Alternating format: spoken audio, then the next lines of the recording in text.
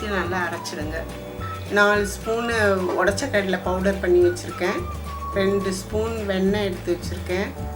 ஜீரகம், எள்ளு, ஓமம், தேவையான அளவு உப்பு எடுத்து வச்சுருக்கேன்.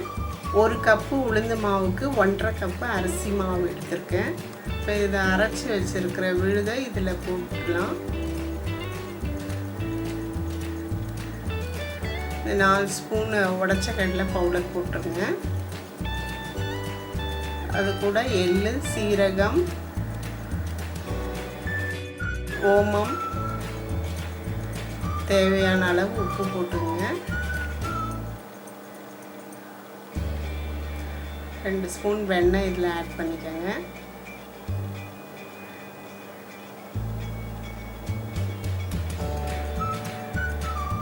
வெண்ணெய் நிறைய போட்டாலும் உடையுங்க, அது பார்த்துக்கங்க. 2 ஸ்பூன் கரெக்டாக இருக்கும். இதுக்கு தேவையான அளவு தண்ணி போட்டு அதை நல்லா மிக்ஸ் பண்ணிக்கோங்க.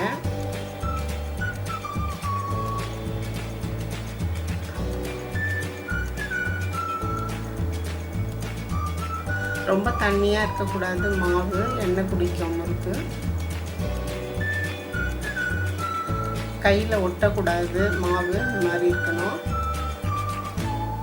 முறுக்காச்சில் கொஞ்சம் எண்ணெய் தடவி அது போட்டு அதில் பிழிஞ்சிடலாம்.